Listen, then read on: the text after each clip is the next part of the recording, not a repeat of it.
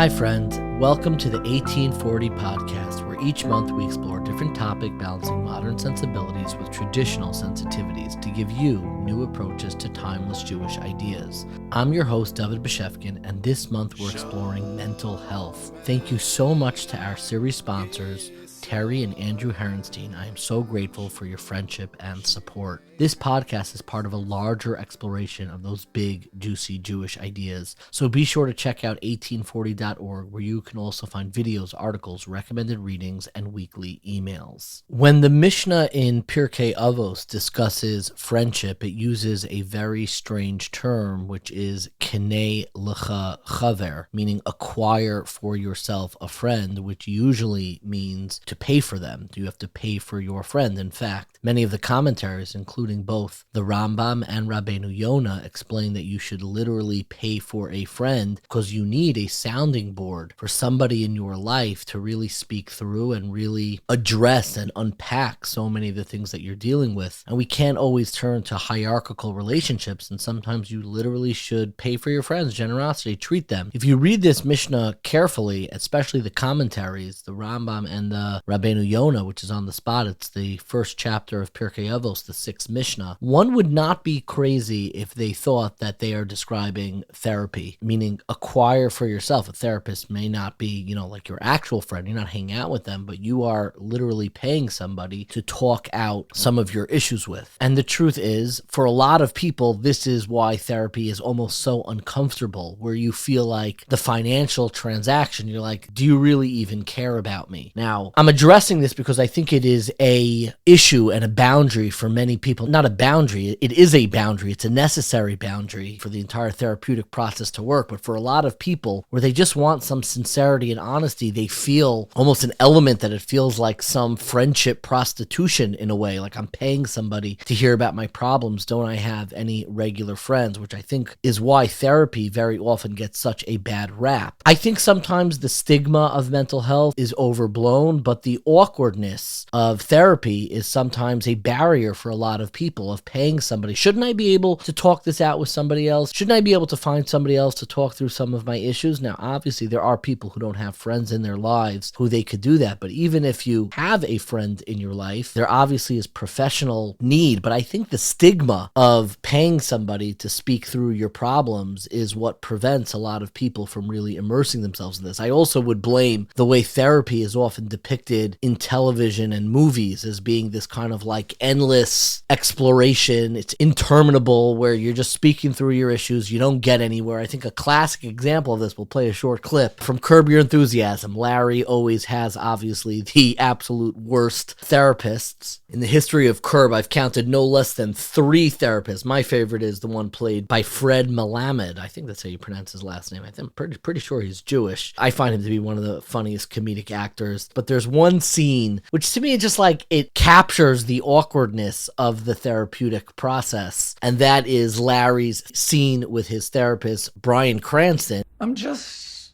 wondering, have you ever noticed the disparity in these 2 chairs? Your chair is so much better than this one. This is not a comfortable chair at all. Did you buy these chairs? Yes, I bought both of them. You picked out both of them? I picked them out, yeah. What was going through your head when you picked out this chair? You picked out a great chair for yourself. That's a gorgeous chair. I would have that in my house. But this one, it's not comfortable. I'm constantly shifting from side to side. You have the comfortable chair. You have taken the good chair. It's interesting. You are the first and only patient who has ever said anything negative about that chair. I don't find that interesting at all.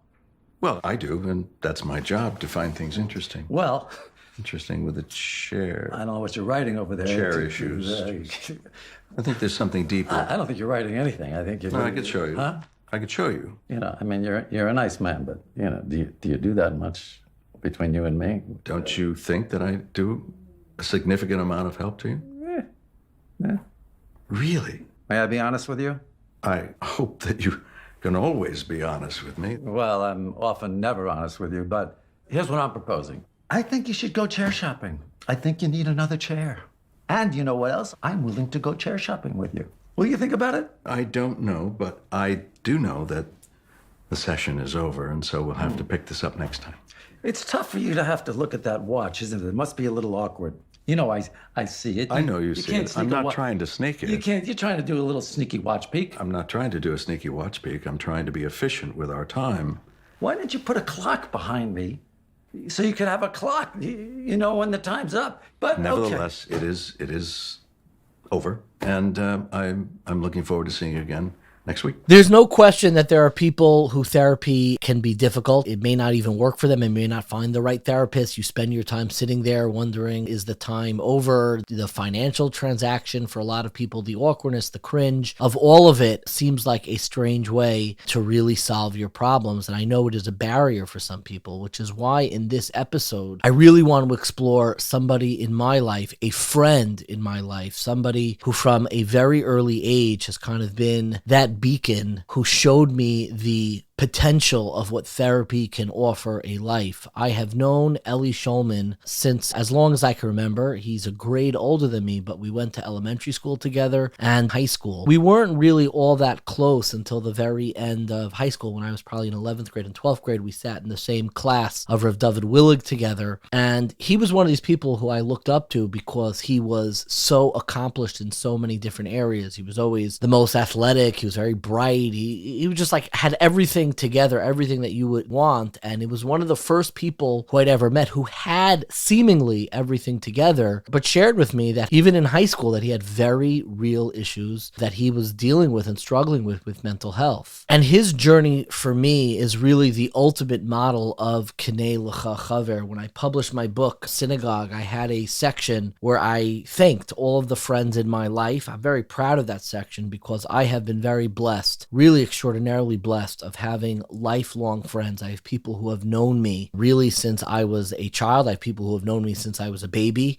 We've kept in touch ever since. And I go through in this chapter all these friends. And even though, you know, from a distance, people who know me very well wouldn't even know the impact that Elie has had in my life. But in this section, I begin with a quote from Warren Buffett: "The asset I value most, aside from health, is interesting, diverse, and long-standing friends." And I am very grateful for my friends. And I wrote a sentence about Elie in there where I say, "He may not know it, but the friend who first introduced me to the world of resilience and continues to serve as my template for self-acceptance is Mr. Elie Schulman." He's somebody who I've known my entire life. We have seen each other at our best and our worst. And in that sense, you know, it gave me insight of really what I think that Mishnah of Kinei L'cha Chaver is really all about, acquiring for yourself a friend. And even if the very notion of paying a friend seems extraordinarily foreign to you, as for many people it is, even if it may be referring to therapy, Elie is a friend who acquired me in a different way, and a friendship that emerged through a different method of acquisition, namely in Jewish law and halacha, the way that you acquire something, especially something that is not fixed in the ground. There's a specific method for how you acquire land. There is a separate method for how you acquire something that is not fixed to the ground, and that is a classic halachic principle known as a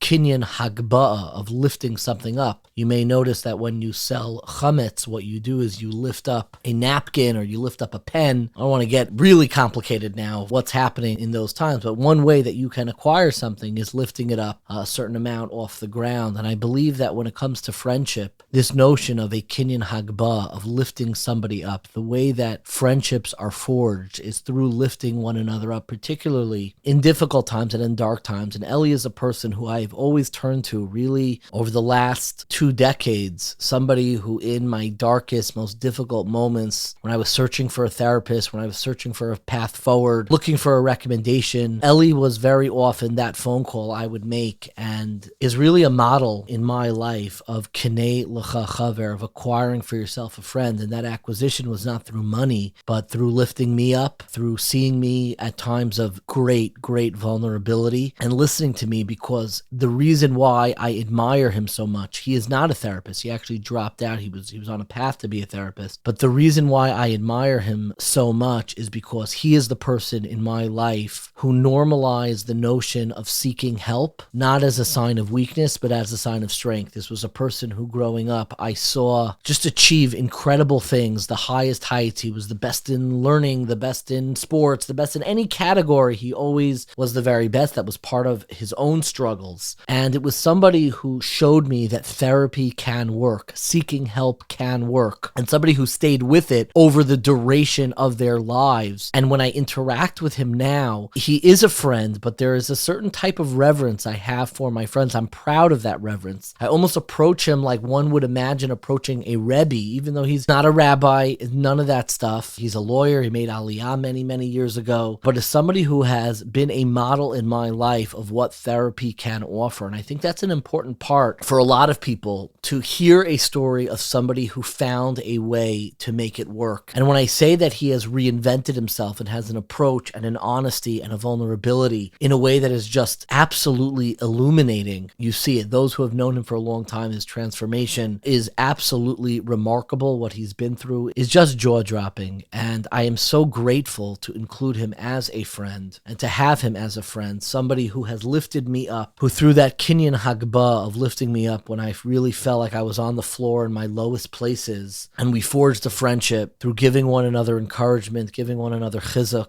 And I am so privileged and grateful that he was willing to come on to 1840 to discuss his own journey through therapy. Without further ado, here is our conversation with my dearest chaver, my dearest friend, Elie Schulman. It's unusual for me to be this nervous before an interview. It's strange, especially with somebody who is not really in the public square. And I wanted to begin with almost my own recollection. I remember you as being the first child I've ever seen who knew how to dribble, like actually dribble, like a grown-up, and actually play basketball. And you were a very gifted athlete. You were a very gifted musician. And I was absolutely shocked the first time that you disclosed to me that, yeah, I struggle with mental health. People don't seem that surprised when I disclose it that I struggle with mental health, but people were really surprised. I was very surprised when you disclosed it to me. And I was wondering if you could begin. What is your first memory of even something is amiss in the way that I process myself and the world? That I don't know if you use this language, but I may struggle with mental health issues. So I think the first time was probably post-high school. I don't know if I labeled it at the time as struggling with mental health, but I knew that some form of, being too harsh on myself, or you might want to call it obsessive thinking, or just driving myself insane started to really, interfere with I wouldn't even say my daily functioning, but my ambitions. I was very driven, and I guess like a lot of my peers wanted to excel in learning. And I found that my consistent reevaluating, obsessing, measuring myself against others started to distract me. So I would guess that was probably the first time that it really grabbed my attention. It's interesting because for so much of your life, you were kind of able to rise to those expectations of others, meaning like the comparing against yourself. Would you look at it as you were doing it previously, but you were just winning at it? Meaning you were comparing yourself, but you were the best athlete. And then for the first time, there's like this wider, it's not just your grade of 20 people in high school, or your grade was even less, and it's not just high school kids. What was it specifically about the religious dimension? Because that's really the layer that you just said it now that really drove you to really examine, is there something amiss here? What do you think it was about your space in the religious sphere that triggered you or triggered this in a way that athletics, music, popularity, social stuff, none of that stuff ever triggered it in a serious way until you introduced religious almost competition into the equation? Why do you think that changed it for you? Okay, so I'm going to just clarify. I don't think it had anything to do with religion or a religious context. I think I would have had the same goal, and it would have become an issue had I went to a top university. I think it was more about it being like the first thing you said, which was it didn't come as naturally to me. I mean, I am a bright guy and I always was academic, but it didn't come as organically to me as some of the things that I found success with earlier in life, like sports, social circumstances. So I really don't think it was a religious context. It was just purely academic, purely cerebral, and it didn't come tremendously organically to me. And I wasn't, without any effort, the top guy. But there is a religious aspect to it, and maybe this is just the way I perceived it. There is a dynamic when it comes to religious intensity that is harder to examine because it is ultimately encouraged. So when I remember you coming back from your 2 or 3 years in Israel, I had never seen somebody sit with such focus and intensity like you? I remember you plopped down maybe in the high school based measures, which was maybe like the first indication that you were learning there as like something was not fully aligned, but you sat there like without any interruption. And that brings nachas, that brings pride and joy to all of your rabbeim, to yourself. And nobody wants to be the person who comes up to somebody who just got back from Israel and be like, hey, maybe take a breath, maybe slow down, maybe chill out. You don't want to be anybody's reason or exit from the intensity that we spend so much time trying to cultivate. So I'm curious if for you, you felt like in that sense, the religious component may have hindered the examination or the reflection of whether or not I'm in a healthy place. I don't see it that way. And I think it is important not to conflate or to provide causes for things that weren't necessarily there. I mean, this is my personal experience. There's certainly something that maybe amplifies an experience like that due to the close-knit nature or the overlap between high school and post-high school education and almost staying within the same circles continuously. Maybe that contributes to a feeling of, you know, being in a fishbowl or the competitive quality. But even just to use the term that it was religiously driven, I don't know if I've ever experienced. Doesn't resonate. And I know that people do describe their struggle in those terms. For you, what terms would you describe? I mean, you used some of the terms before, like a competitiveness. What do you think was the driving factor? Self-criticism, not being happy with who I was, very simply. It's not very complicated. I hated myself, for lack of a better term. You know, I visited you when you had this very sweet little apartment in Far Rockaway where you moved in when you were first married. I don't remember if at that point, you know, you got married, and that's a equation in this that I kind of want to examine, but you got married, you're having kids. At what point did you realize I need an intervention? I need to go to therapy. I don't need a conversation with a mashgiach necessarily, or revisit an old Rebbe and get chizuk. What was the catalyst that said, I need professional treatment to deal with this? I need to go to therapy. Okay, so I'll take you a drop back in time. I started seeing somebody when I was in Israel for the year. I think by the time I was 21 or 22, I had a short stint with about 25 therapists. So, you know, I couldn't quite find somebody who I felt was qualified enough to handle my craziness. So I really bounced around, but solely because I wasn't ready to take care of myself and commit to my own healing. So shortly after I got married at 21. Shortly after that, I really hit rock bottom. What does that look like? I was in a very dark place. Yeah, very dark place. But at that point, it was actually my older sister who had heard the name of just from professionally, she's a therapist at the time, still is, and heard the name of somebody who she recommended that I go see, a man by the name of Louis Ormond. I remember the name. I wanted to impress you. I've been waiting for 3 weeks ever since we spoke about this to brag that I remembered the name Lou Ormond. I never got to see him because he was much older. I think you told me he was like in his 80s or 90s, but he ran group. What was it about the work that you did with Lou Ormond that was able to penetrate? Was it him? Was it just you hitting rock bottom? What was the focus of the work that you think was able to really resonate with you? It's hard for me to fully describe the impact that this man had on my life. I'll give you a little snippet. My youngest daughter, who's 15, her middle initial, I just told her this 2 years ago. On her birth certificate, her middle initial is just L. And she was born right after this man died at the age of 90, Louis Ormond. So that was for his first name. What was it about him? I mean, he was not like I knew this at the time or appreciated it, but he was a world-class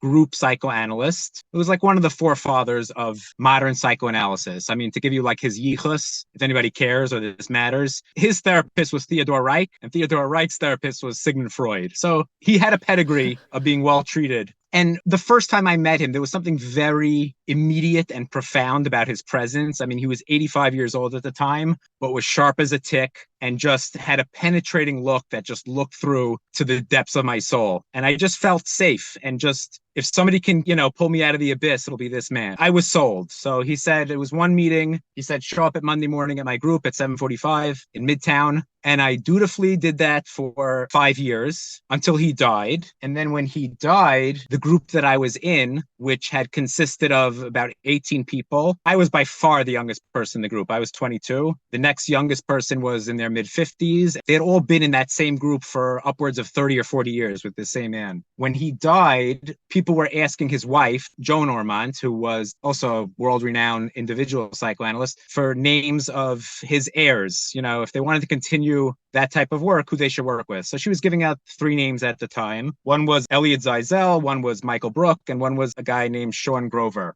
I went and joined one of Michael's groups, and I was with him for about 6 years. And then when I started my law practice, and logistically that didn't work anymore, I went and met Sean Grover, and then I was in his group for 6 years. And I stopped that about 2 years ago when we moved to Israel. If you can, just paint the picture of what happens inside of a group psychoanalyst room. Like for myself, and so often when we speak, because I still look at you as like that older mentor, I'm trying to imagine myself in group. And I think I've struggled with this with therapy also, trying to be the most profound person in the room, trying to be the funniest person in the room, trying to be like the person who tells the story where you see gets the most nods. And how does the group run, and how do you avoid, especially with something so intimate and vulnerable in a group setting, how do you avoid like all of your issues just kind of bubbling up, especially some of the ones you spoke about, being the best, that driven perfectionism? How does that avoid just totally not self-sabotaging the dynamic in the group itself? So the basic instructions that Lou gave me when going into the group, and this has been consistent throughout, which was you just put your thoughts and feelings into words that you're having at the time. So if somebody talks in the group and you have some sort of reaction, you like what they say, you don't like what they say makes you anxious, what they say makes you angry. The basic instruction is you just put those feelings and your immediate experience into words. What you just said is actually what's so profound about group, in that you absolutely cannot avoid all of your patterns that occur in your life that either hold you back in your life or get you in trouble in life, surfacing almost immediately in the group context, because it's conducted in a way that just fosters here and now immediate reactions. So for me, for example, for about 2 years, I did not open my mouth. I went dutifully every Monday morning at 7:45. I was a very anxious, self-critical person. And I would sit there, it's a 90-minute group. I would sit there for an hour and 20 minutes, an hour and 25 minutes. And inevitably, there was a handful of people at the end of every session, one of 2 or 3 people that would turn to me and say, Elie, what's going on? And I would just like start crying at the end. It was like I had just been spending like an hour and 20 minutes just like, ruminating in my head. Should I jump in now? Should I jump in? Oh, is that a good thing to say? Is it not a good thing to say? Literally just doing that for an hour, oh, somebody else jumped in before me. So I did that literally for 2 years until I, on my own, kind of found a way. And this is another thing that's so profound I found about the healing of group, is that I found a way to work it out myself, or to test the waters. It's designed in a way that you kind of grow up in that process. And whatever's holding you back, or for me, certainly at the beginning, it was just interjecting myself was a struggle. I eventually learned to do that. Can you explain a little bit, what is the role of Lou Ormond in the group? Meaning, I was a rabbinic intern for JAX, which I've been to like AA meetings. And, there's not really, sometimes they're moderated, but very loosely. What's his role? Is he doing like an intro and an outro? Is he like stating what we're talking about today? Or he's just calling on people? Where did you see his genius or his empathy and insight in the group, when really you're just kind of, in my mind, just going around and people are sharing? So what he's doing is basically helping both each member and the group to kind of call out where people deviate from those rules that I said. So for example, we started this talk. You said, I find myself unusually nervous this time, which is unusual for me. So Lou would have said, David, what is it about Elie that, is making you feel nervous? And you would say something, and you would say what immediately came to mind. And then other people would either stay quiet. You might say something that reminds other people that they feel the same way about me. Other people might have a totally different reaction, and he'll say, Chaim, Moshe, Shani, what do you think about what David just said to Elie? And it really flows from that like immediate experience and what people are feeling. And then you'd say something and I'd respond, maybe you'd compliment me, and I'd have difficulty accepting compliments. So I wouldn't be very responsive, or I'd blush, or I'd, tell you, no, it's not true. I'm really, not such a well-evolved human being, and I shouldn't warrant that level of nervousness. Whatever it is, the immediate interactions becomes the material that he would continually bring people into that dialogue. Do you have a specific recollection of your first or the early interjections of how you finally, so to speak, introduced yourself verbally to the group after sitting there for 2 years? Sure. I mean, these people were the most influential, emotional, psychological, formative people in my life. So I definitely remember different stages of it, the particular characters. I'm actually knee deep right now in bringing many of them to do work in Israel, like to address the overwhelming societal-wide trauma. So I remember exactly, I can tell you exactly who it was. It was 3 people, Jack, Josh, and Michal. 3 people who at the end of every group would say, Elie, you have anything to add about this or what's going on? That's how, for a period of time, I would just then spill my after the fact, reactions. Like I would, with an hour and 20 minutes into the group, I would say, oh yes, at 10 minutes, at the beginning when he was talking to him and it was about this, I thought they were crazy. And then a half hour later, when somebody was like this, I totally identified with, I would basically give a historical recollection of what I had experienced, which was my way in, and I would get various feedback and then the group would break for the week. And then I'd repeat the same thing again next week. And until I got some familiarity with my own voice, which really took a lot of time. I mean, it took a lot of time. Yeah, that's the starting point, though, for me. Do you remember specific breakthroughs in group? Like, do you remember what it felt like? Or it sounds like it's so experiential. It's not information driven. Like, there's no like tactics, breathing methods, meditation, etc., etc. There's this experience of being in a group with people who you feel comfortable and safe with. Do you remember when you feel like I have begun to change, I am different, and what contributed to that change? This type of group is entirely experiential. And it was extremely organic. It was literally like dripping water over a period of 18 years. I mean, that's how long I was in groups. It was a process of insights and comments and, chewing it over. But it was really, the way it's described is like a restructuring of the personality. I mean, it's a very experiential, immersive experience. Honestly, when somebody like you reaches out to me and asks, I want to talk to you about your experience with mental health, I'm not sure who you're talking. Like, I almost don't even remember that person. I've been so profoundly grounded and happy and satisfied for so many years already that I completely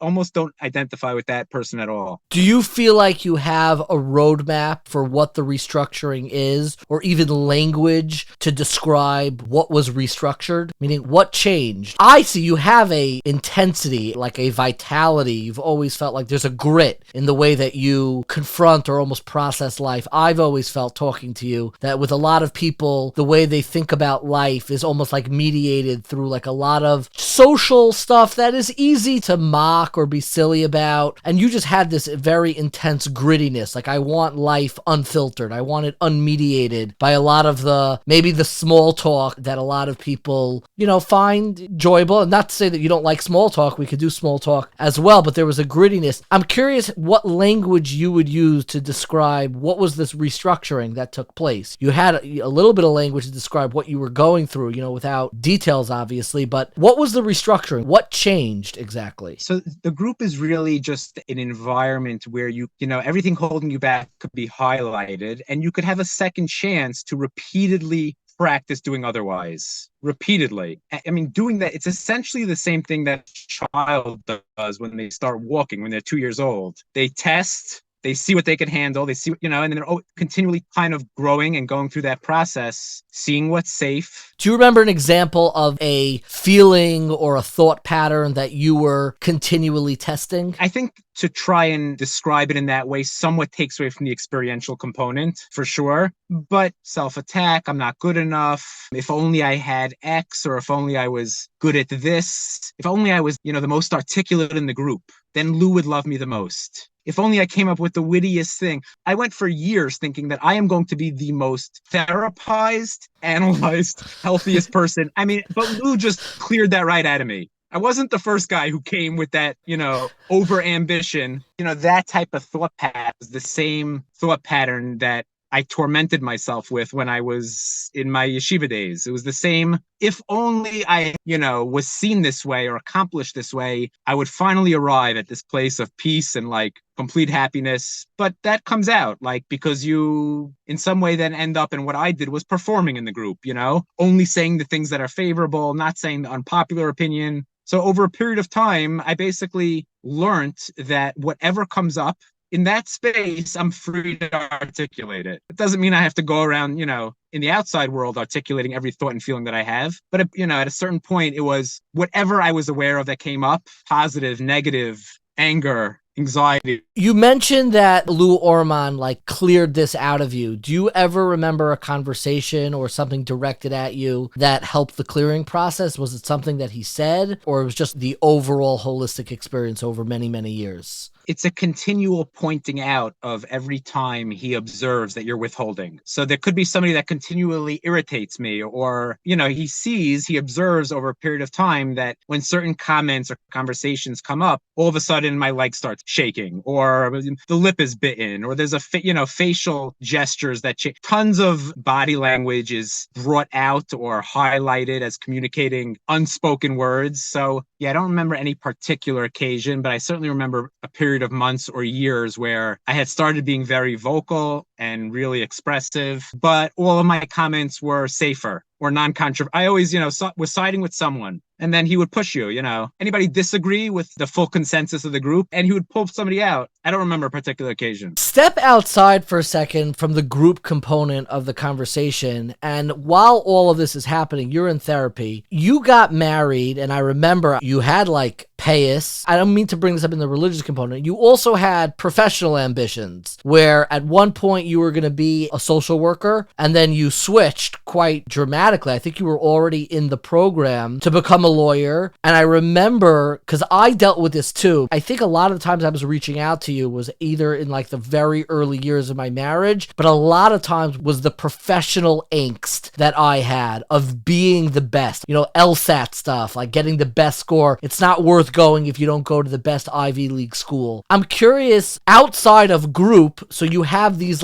major decisions that are now evolving. You are evolving in the way you look in your marriage. Your wife married somebody who's this very stark, to use a yeshivishism, person who's very serious in learning and might learn long term, and then is going to go into social work and then kind of drifts into law, and you start to look differently. You look less yeshivish, less committed than you once did. You are probably learning less than you did. How did you learn how to navigate these larger than life decisions, particularly when there's somebody else involved? How does that factor in and have, I could imagine some downward pressure on a relationship when you are kind of reinventing yourself? Okay, so that's a loaded question. Yes. You don't have to disclose anything. Obviously, you know that. But I think for a lot of people who are in the process of some self-examination, hopefully earlier in life rather than later, there are people who know you, there are decisions that you've already made, and any reinvention can potentially come at a cost. And part of the reason why I admire you so much is that the things that matter most remain centered. And I'm almost asking,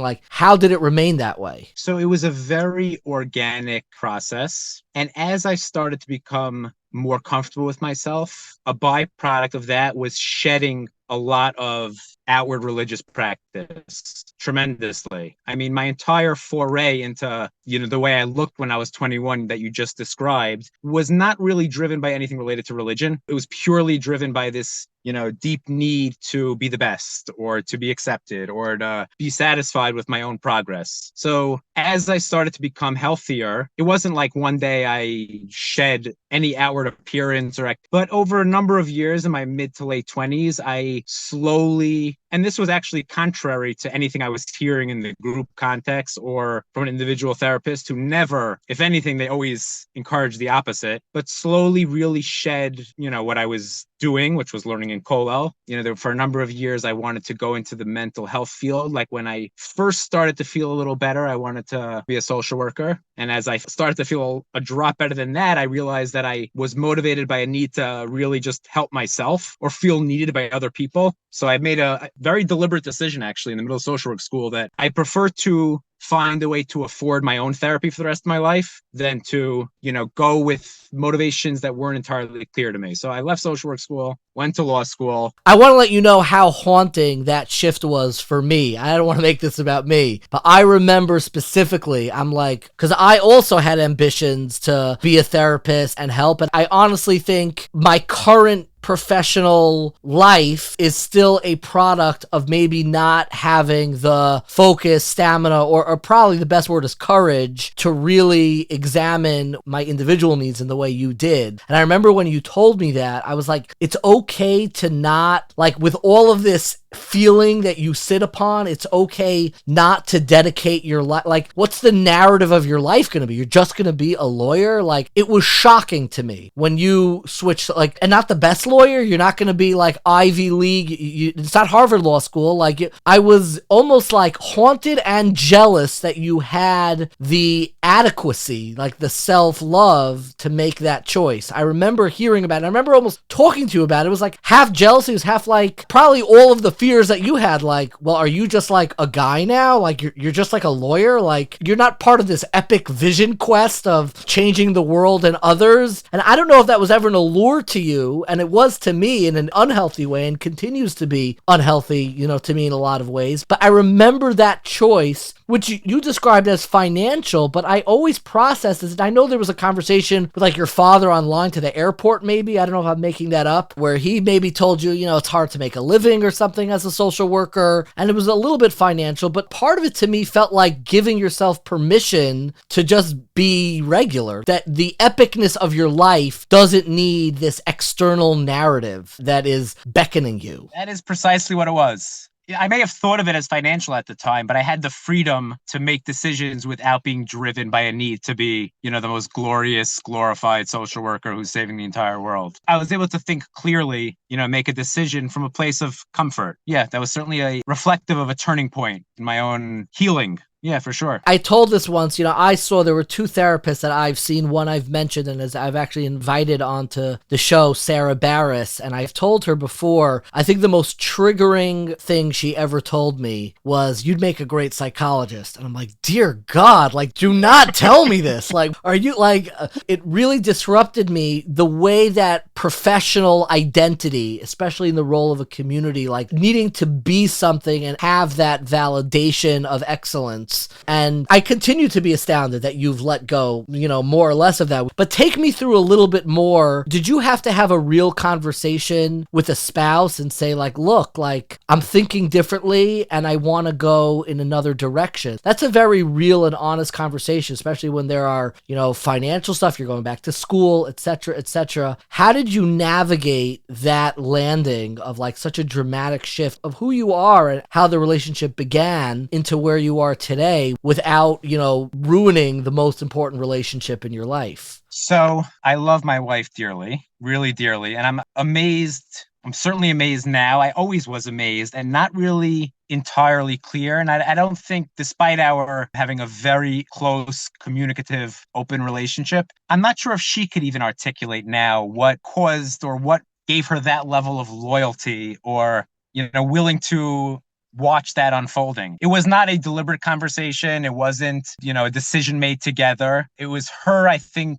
watching me go from a very unhealthy place to start to get to a more healthy place and then more healthy place. And simultaneously with the health, shedding a lot of things that, you know, behavior that things that made her question her, things that, you know, she held dear to herself. The best I can come up with is that it was what it provided, or seeing me healthier or having a better or whole me, you know, made up for or kind of made her feel better. It was a worth it trade-off to some degree. I mean, truthfully, we had already made decisions in line with a certain lifestyle. And particularly once my kids, I mean, I started with Lou before my kids were born, but once they were, well, actually right when they were born, but once they got a little older, we had already made decisions about certain institutions or communities. You know, my personal, I'd say, unraveling or shedding of certain religion was completely remained with me. I had made certain decisions at that point already. I firmly believed in consistency with kids and not wanting to confuse or unload my own doubts or my own. So my outwardly, you almost couldn't observe anything was going on.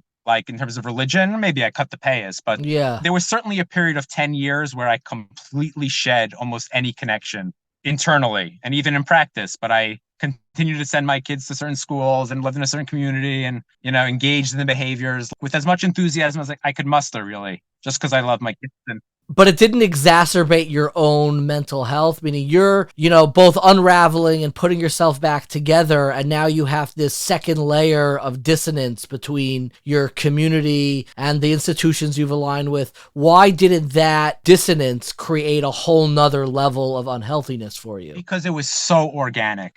I mean, we're describing it, a multi-year, slow process, a very, very, very slow process. It was more my own, internal faith doubts than it was like me, being angry about a certain hashkafa or engaging in conversations about right and wrong or until now, I'm amazed that I ever got faith back. I certainly went a decade never believing that was in the cards. We spoke a lot about group. I want to hear a little bit about the role that individual therapy, books, and I don't know if you're comfortable, and medication talks about. I'm not asking, dosage numbers of what medication. I remember once we got together and I was telling you about all of the very impressive psychology books that I had been reading. And you were like, you got to stop reading this stuff, because you said, I know you well enough. And when you're reading it, you're looking for those nuggets that you can quote, which made me very self-conscious because it was spot on and I was desperately, seeking your approval. But I do remember you recommended the book The Wisdom of No Escape by Pema Chodron. I think that was you. And I believe you recommended Alice Miller's The Drama of the Gifted Child. But I want you to speak about each of those because you've had a very holistic approach to kind of your own unraveling and healing. What was the role of individual therapy, books, and medication in this process? So shortly after I joined Lou's group,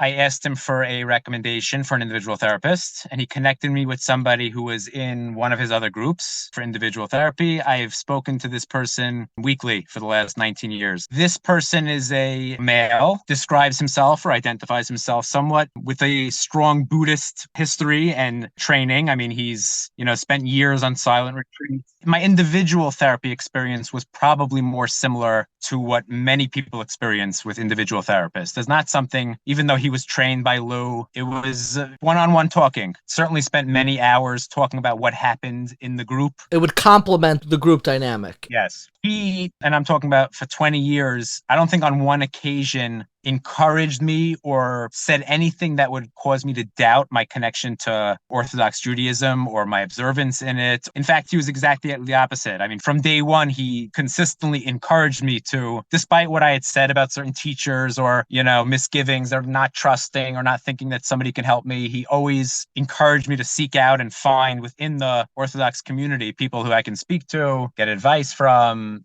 be influenced by consistently. He also never spoke about the practice of meditation, which I never tried, but got into probably in my early 30s. Like Lou, he had nothing ever came out of him that implied that he wanted me to be like him. There was nothing like that. There was almost like he couldn't care less if I never came back and spoke to him or acted like him. There was no agenda. He was agendaless, which is what I found so freeing and trusting about Lou when I first met him. I mean, he was world renowned and he was the only person who didn't know that, honestly. The introduction of meditation, why did you introduce that as part of your practice? And I assume you mean like mindful breathing and that sort of meditation? Yeah. So I started dabbling it with different forms or styles of how it's taught, like in, I guess, my early 30s. I got into a more consistent practice a couple of years after that, and then just found some people who the way they taught it just really spoke directly to me. It was just, there was a certain clarity that's quite important for somebody who's interested in it, just to find somebody who's presenting it in a way that really lands on your mind. Because there's just so many different ways to frame the same pointing out. So somebody needs to point you in the direction in a way that you say, oh, I also see it. I get that. Mark actually, subsequently, I heard him give instruction, and his instruction didn't really hit me the same way that other people's did. So once I found that, I remember the occasion of calling Mark and yelling at him why he didn't encourage me to practice earlier, because it's such a profound, useful, I mean, it's almost the same thing as what I got at a group, but you could do it whenever you want, for as long as you want. Yeah, the group is the voices in your head and all that judgment that percolates. Do you remember what he responded, why he didn't introduce it to you? Either said you didn't ask or something like, you're an Orthodox Jew for God's sakes, or something. Like, he was always hypersensitive to our superficial, cultural distinction. Gotcha. I think he might have erred on the side of even being too sensitive. I mean, it couldn't have been a coincidence that he not once in 20 years mentioned, why don't you check out meditation? And tell me about the two other things I asked about, books and medication, in whichever order you want, what role they played kind of in the restructuring. I'll take medication first because it's the easier one. I don't have a clue. I mean, I've been on and off medication for 20 years, different variations or different, forms, primarily SSRIs. Yeah. I still don't know exactly what it does, what it doesn't do. I know one thing, which is with the ones that I was on, at least, it's hard to get off them, irrespective of what they're doing for you. There is a neurological, addictive quality to it that if you stop it, even if it wasn't, there's a period where you have to really be willing to suffer with a lot of uncomfortable, almost like disoriented feelings. And the multiple times I tried doing that and then felt like that for like a week, I was like, forget this. It's easier to take I kind of just by default went back on it. So I don't really know. But you were never averse to taking medication. Was that hard for you? I'm still certainly carry a certain shame about it. Even when you just asked me, thoughts ran through my head about shall I avoid or shall I not avoid? It's not something I certainly share with people in public. That's for sure not. I was ever averse to it? I don't think really. I mean, I've really literally been on it for 20 years and probably started sometime when I was learning in Israel. And what about books? Because you had this recommendation, again, Pema, Chodron. The moment you told me the title, I'm like, yes, The Wisdom of No Escape. I probably used it for all the wrong reasons. I would buy the book for others to show them how profound I was, which was the reminder that you would always give me,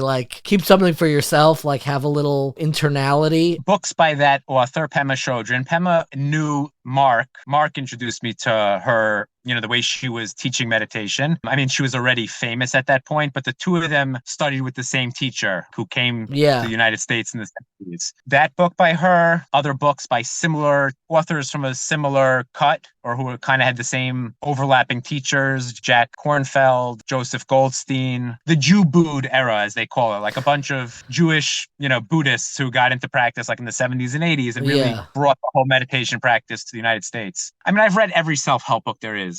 Which ones are particularly useful? I want to hear the recommendations. I did find Alice Miller's book fairly profound. The Drama of the Gifted Child. Right when you recommended that to me, I'm like, I think I am still in that movie. I am in that dramatic retelling of that, the drama of the gifted child, which doesn't mean that I was particularly gifted. It means that I thrived in my own narrative that I carved out for myself, is that I have to be gifted. I have to be extraordinary to be worthy of love. And I found that book very helpful. I'm curious if there are other those standouts for you. So that book certainly had a profound impact on me. I'm just going to add to the way you described it. She talks about the gift of the sixth sense that many people, I think, like myself, young, sensitive, when they're younger and they have a sensitive soul, and they're talented, pick up an ability to read cues very well. Whether they have to or they don't, but they almost know what people need. And it's kind of like an adaptive, it can be described as some sort of tool because it was necessary for that child to thrive and survive. They almost have to be in service of people around them rather than their own needs. That's what, the gift that she's referring to is that quality, which,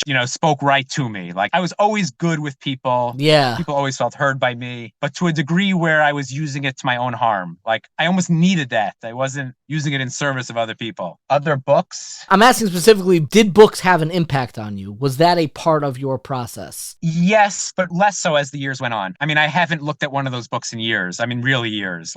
Once I tasted the experiential healing qualities, going back to reading a book is trying to fill yourself by eating the menu. Eating the menu, yeah. It just doesn't work. It's very much on the conceptual level. So I don't know. Books have not been that important or influential for me for a long time. My belly is stuffed with menus that I've digested.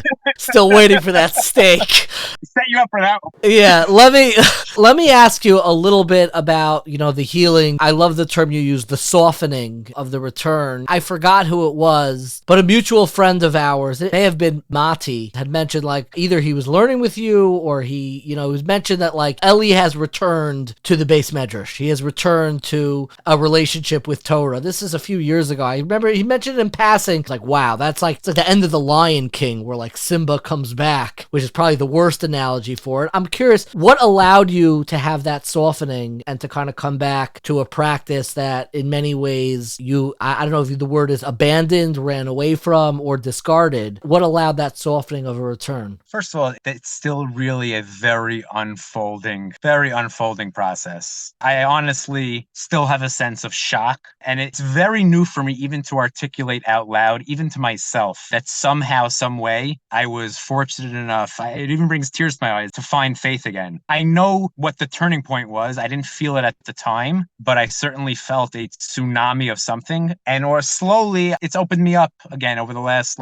7 years. It was a Rebbe of mine that I had in Israel that was killed in a terrorist attack in the most horrific way. And I remember exactly where I was when I saw the email.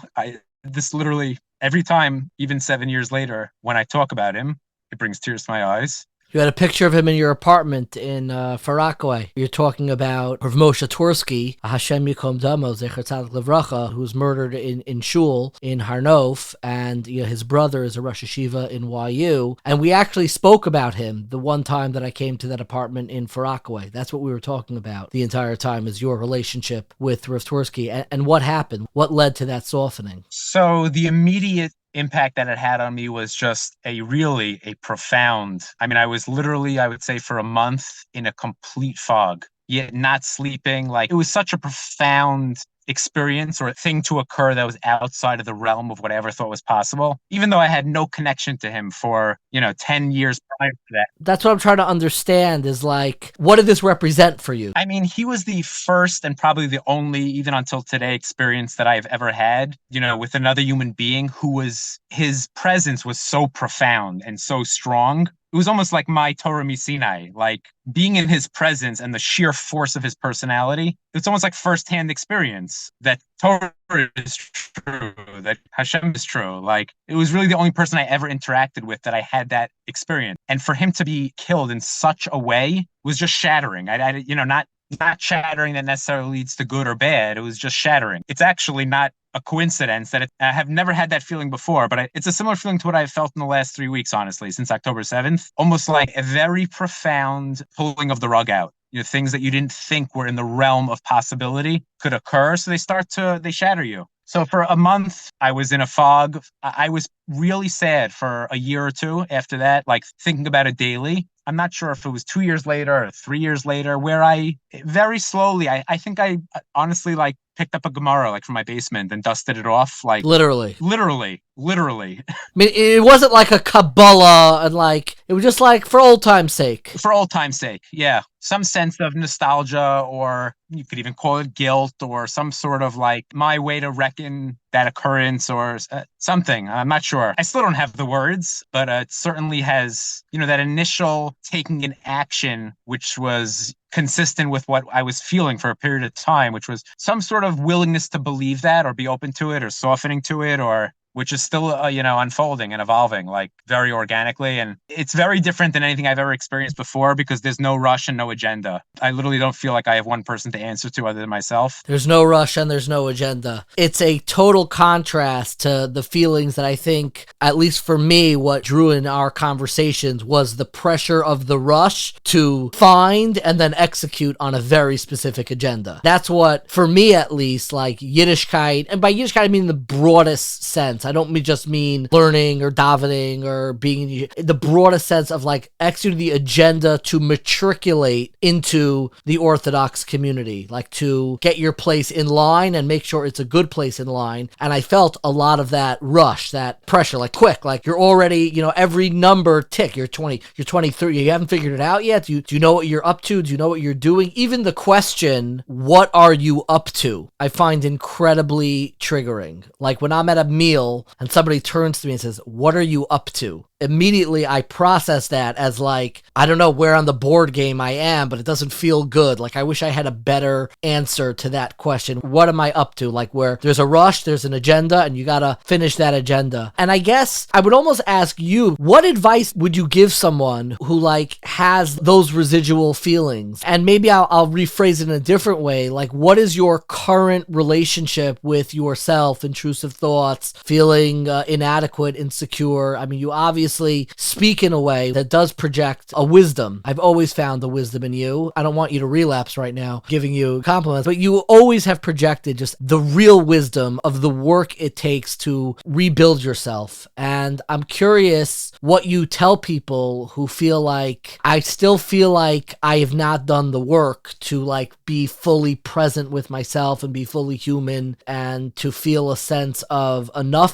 in my life with all the good stuff happening. I'm still jealous of the bigger audiences, the bigger influencers, the people who are getting things published in more prestigious journals. Exactly what you started off with, where if it's not in your religious life, it'll be in your family life, it'll be in your financial life, it'll be in your professional life. And like there's a part of it that feels inescapable, the wisdom of no escape. But I'm curious what advice you would give to somebody who still feels trapped in that cycle. So first of all, that actually brings me sadness that you feel that way. And it reminds me of a deep need to free people from that. I do not feel that currently in my life at all. I don't struggle with thinking about that I've been thoroughly helped to a place where I'm happy with exactly what I have. I mean, this particular conversation is taking place in a very unique time, and I'm feeling things since October 7th that I had not felt in 20 years. But generally, if we would have had this conversation before that date, I would have said I can literally just sit in my car and do nothing for all of eternity and be completely content and completely happy. I mean, I regularly do sit for hours at a time, just like enjoying myself. So, what's the advice? Something that I've realized a little bit more over the last couple of years, you almost have to have the exact right amount of suffering to motivate you, like to get help and to get the right help. I've come to appreciate my unique fortune of like the amount of suffering that I had. Because if you have too much, you're debilitated or you don't have the self-love to take care of yourself. And if you have too little, you might not even know that it's a little bit below your radar and you might, run into a lot of difficulty in life or cause a lot of havoc for people that you care about and love, but you're not really sure what's doing it. It's not like announcing itself to you that you are the cause of these things and something you need to do. So what's something I would recommend? I mean, group is a life changer. I know many group therapists that are great, loving human beings that are very helpful. Meditation is tremendous. Finding something that really shows you how to practice it. I mean, there are, programs or teachers who have pointed to it in a way for me that I can really describe those particular nuances as the most important instruction I've ever received in my life. It's like once you've seen the operating system of how it works, how the mind works and what we do to ourselves, you can't avoid it anymore. And you can't get stuck in the same cyclical thought patterns and ruminations and maybe slightly here and there. But now that almost never happens to me. It's been unwound and there's no going back. Honestly, like that may sound psychotic or arrogant, but no, it's heartening. And I'm just curious, I want to ask a more specific question. The thing for me, and maybe this is the actual therapy part of this conversation, but the thing for me that I always struggle with is like the alternative timelines that I feel like I should also have. Like I'm still haunted, like I should have gotten a PhD in psychology and become a psychologist. And, am I going to go back to school? Should I get an MSW? Should I do something that gives me, I don't know, a different outlet, more success, better aligned with the skills that I have? And it's very interesting that the thing that I'm most fascinated by you is the piece you have with your professional identity. Maybe it's specific with me because so much of my life is sharing publicly. I mean, I have so much blessing. I love what I do. It could have gone so wrong in so many other ways, but now that I'm able to actually live my dream, there is kind of like an envy of being able to be regular, like being able to be like, I don't know, like without expectations, without any like, oh, like, I don't know, your last article, your last podcast, your last whatever was great, was I don't always listen, as everybody tells me when they meet me, like, oh, I like your, I don't always listen. And like, it's still a knife in your stomach. Like, why don't you always listen? And I want to understand like how you made peace. And again, I'm not demoting. You could honestly be a multimillionaire and have no idea. And maybe you should disclose that if you are, in fact, like, oh, actually, my law practice, I'm a billionaire. But assuming you're in the bell curve of normalcy, how with all of your emotional gifts, with all the work that you put in, and now you have a law practice, which is great and wonderful, but how you make peace with the, I'm going to use a fancy word, the pedestrianness, so to speak, that you don't have this need, or you gave yourself permission that your gifts, and you are gifted, don't need to be sacrificed on this public altar and this grander narrative. You've made peace. And I don't know if you are haunted by, oh, maybe I should go back to school, maybe I should finish and be a social worker, but how you made peace with that part of your identity. I mean, I stopped believing the narrative that I needed something, whatever that something is. Like, it was a different something to arrive at, at different points in my life. When I was younger, it was, if only I was the fill in the blank, best athlete. If only I was the top learner. If only I would. Once I kind of unwound that narrative, you can call that like the poverty mentality. It's referred to, that you need something in addition to what is already there. So profession was just the last thing on that chain, where I was no longer identifying my self-worth in this moment or generally based on any accolade or profession or amount of money or respect or any of those things. Kind of what I was referring to before. Once there's a sense of like understanding of how the system works, the mind works, like it's just another passing thought. Any of that stuff is literally like a cloud. I'll tell you, I'm not sure I made full peace with what you're saying, because I actually, when I moved to Israel 2 years ago, part of that was with an intention and a desire to go back some way, doing more formally or consistently mental health type of work. I mean, even my legal practice is group therapy. I work with families fighting over inheritance. I mean, that's my lifetime accumulation of wisdom, as you call it, or skills, shine bright in that setting. That's what I've done consistently in the most toxic and contentious situations.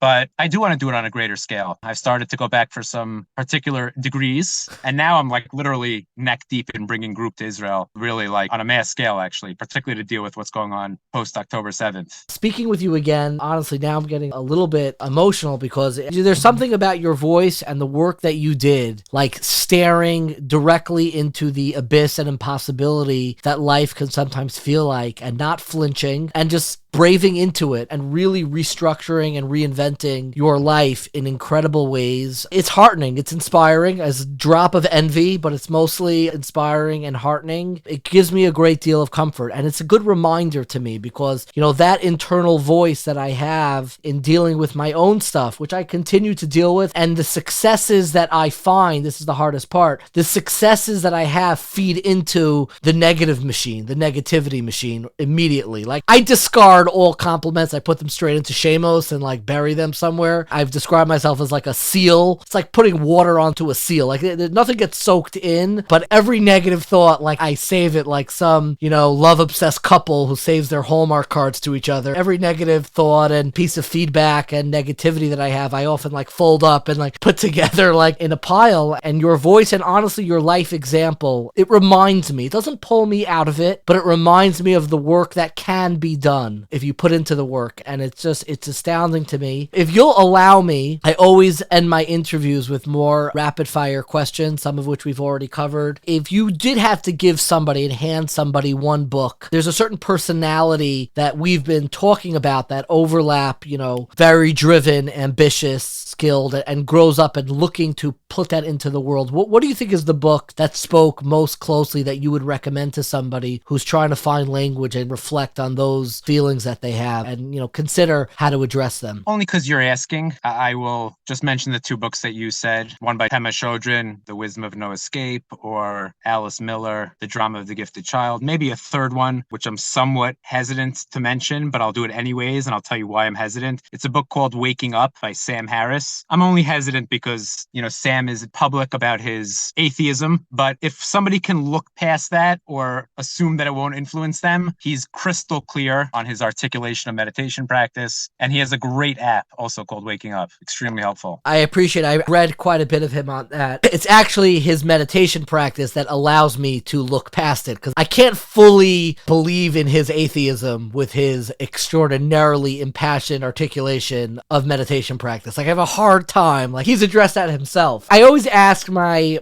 guests, if somebody gave you a great deal of money, and I think we may already know the answer to this, and allowed you to go back to school to get a PhD in a subject and title of your choosing without any financial responsibilities whatsoever, what do you think the subject and title of your dissertation, what would you want to study? I would want to study joy. Joy. I appreciate that. Joy is readily available. Come help yourself. How corny is that? And my last question, I'm always curious about people's sleep schedules. What time do you go to sleep at night and what time do you wake up in the morning? I go to sleep around, now it's completely all over the place because what's going on, but between 11 and 12, and I'm up between 6 and 7. If you'll allow me, the one thing that we didn't discuss, I'm curious what role music played in all of this. You are a fairly gifted musician. Was music and playing guitar something that was a part of the unraveling? Was it a part of the healing process? Do you still have a relationship with music? Music, like one sport, tennis. Music disappeared from my life for a while because, my initial relationship to it was solely based on I am going to be the best guitar player that ever lived, or at least better than the frum guy who lived around the block from me, David Rosen. I remember her. So I didn't have an enjoyable relationship with music, even though I did spend a lot of time on it in my earlier life and did find success. So I put the guitar down in my early 20s and it sat there until maybe 5 years ago when I just picked it up just to and started somewhat enjoying it again. Now I play, my kids play, I play with them, but it did not play a significant role. It just disappeared. Elie, I cannot thank you enough. It's such a joy to be able to see you and talk to you. And really, I love you so much. I'm so grateful for your time, for your friendship over all of these years. What a long, strange trip it has been. My real pleasure. So much of the beauty of our community is because we are so close-knit. We help one another. We support one another. We're around together. We show up to shul events together.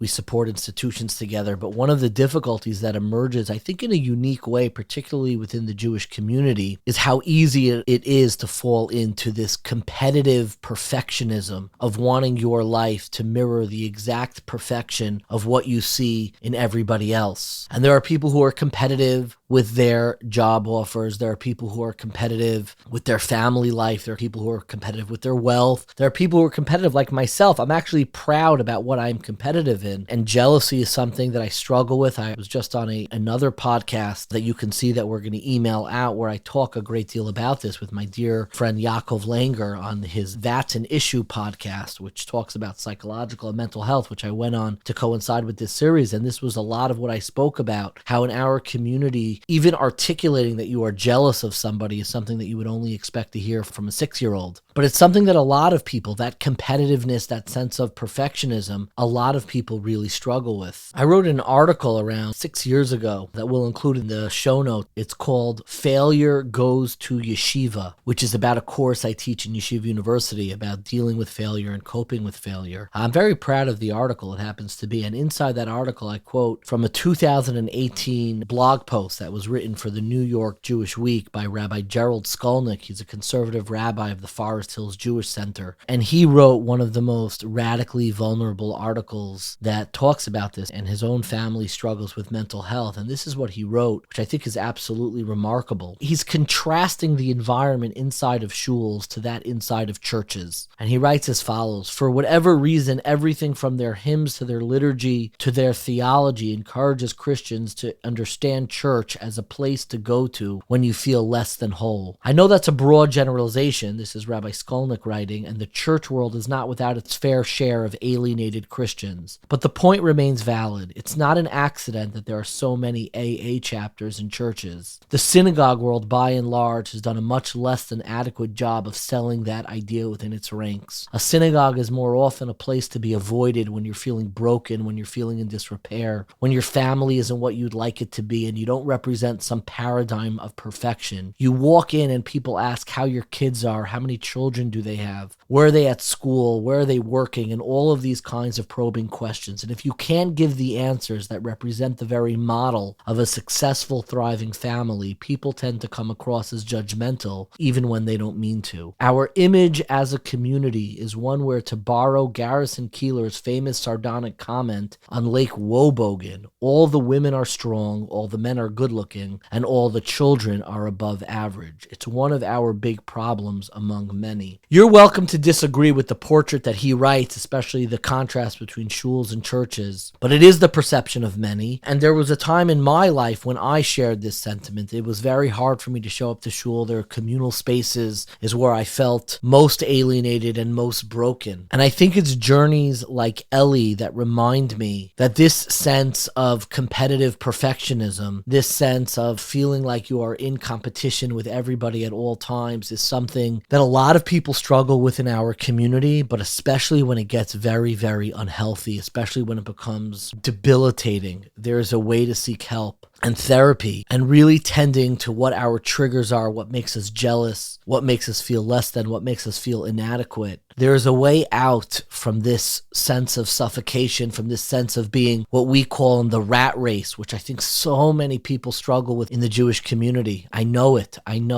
And this sense of everyone feeling like everyone needs to be above average, which is obviously impossible. And creating a space where we're able to feel whole requires lifelong work. And I am so grateful that Elie, from the other side of the couch, not a therapist, but somebody opening up and sharing their lifelong therapeutic journey with us, is hopefully a reminder that such a pathway and such a journey can exist, and it does work. As cynical as we sometimes can become about therapy and the work of therapy, sometimes we just need to find the right therapist. We need to find the right type of treatment. We need to find something that works for us. But the process of finding mental health works. It works, and you don't need to live your life in a dungeon. You don't need to live your life like you're feeling like you're all the way in the back of some marathon, like you're racing against everybody else and you can never catch up. Life can be lived with joy. Life can be lived in an uplifted way, especially when you have friends like Elie, where the very friendship is forged through that Kinyan Hagbah of lifting one another up. So thank you so much for listening, and thank you so much again to our series sponsors, Andrew and Terry Herenstein. I am so grateful